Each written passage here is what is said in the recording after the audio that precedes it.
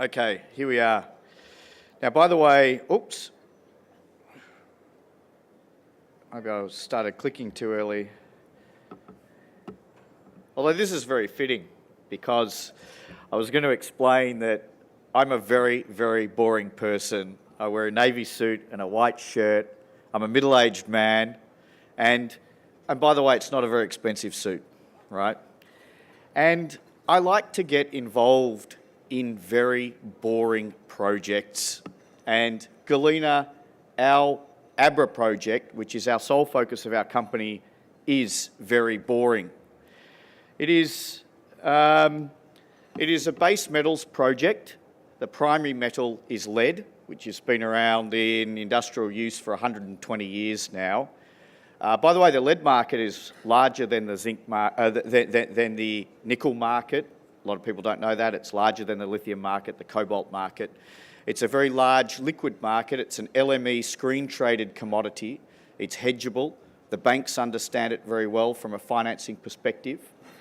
The project is located in Western Australia, which is a great mining state. We don't need to think about country risk with this project. It's 110 kilometres away from one of the last great base metals developments in Australia, which is Sandfire's DeGrussa project. We have we have no patents, we have no new technology to be employed. We simply have a very high-grade base metals resource, and as a result of that, we've been able to publish a feasibility study that shows probably the best economics of any development base metals project in Australia at the moment of any scale. We published our pre-feasibility study in September. And the only exciting thing about our project is the fact it has a 50% IRR. That's the internal rate of return, which is effectively the forecast annualised cash yield of investing in this project. And 50% is incredibly high, and it's probably the highest of any base metals development project in Australia. We have an NPV, a pre-tax NPV of $528 million. This has all come from an underground mine that is mated with a conventional flotation process to produce a high-grade, high-value lead and silver concentrate. So we have a mine and plant that will have a 1.2 million tonne a year throughput rate for approximately 14 years of production. And then with that, we produce around 91,000 tonnes a year of lead in concentrate and 760,000 ounces of silver. This project has a capital investment requirement of 154 million Australian dollars. And then using spot prices, which we used for our PFS, no forward curve for silver, nothing like that, just spot prices and spot exchange rate, it produces $97 million a year of free cash flow for the 13 years it's operating after full ramp up.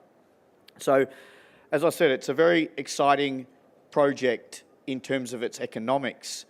Its C1 cash cost is projected to be 48 US cents a pound. That's first quartile for global primary lead production. So nobody questions the outstanding economics of our PFS. The questions I get on this project are around things like lead. How saleable is a lead concentrate in the market right now? How interesting is it? Well, lead was in a theoretical deficit last year of 8%.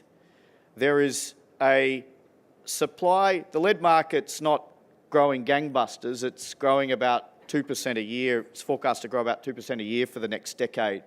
But there is a significant supply shortage in lead. That's the first thing.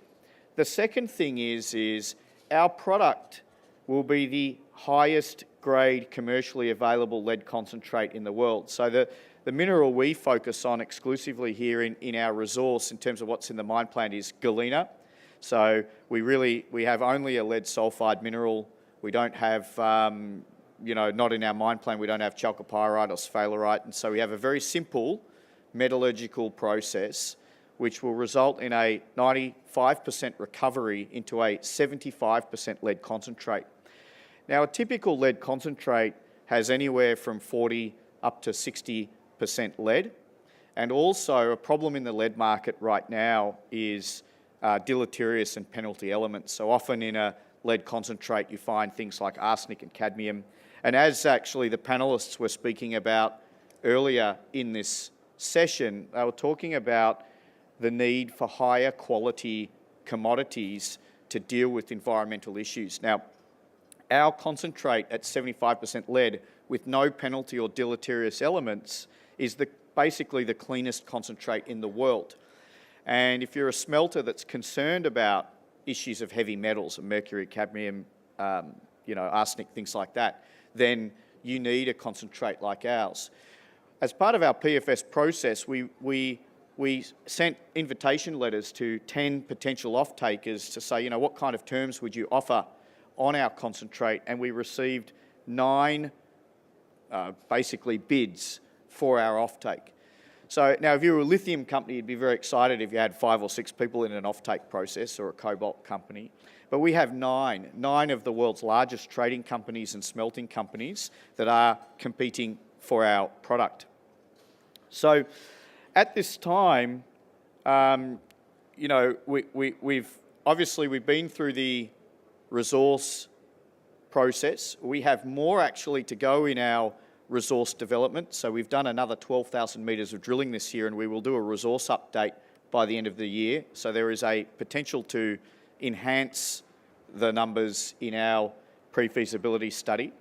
We have commenced the definitive feasibility study already. The only outstanding major item for us in a DFS is our plant engineering. Our mine plan is already at DFS level. Our geotech work is at DFS level. Our mineralogy, our metallurgy is already at DFS level.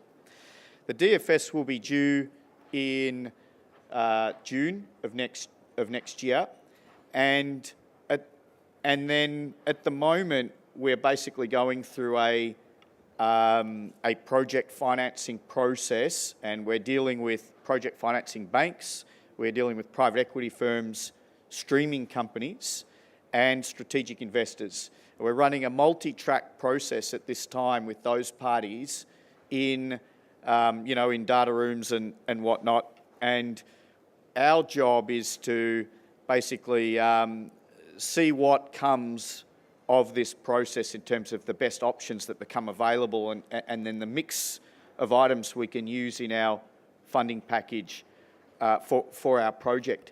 So this project will be in construction in 2019, unless there is a major macro crisis or something like that.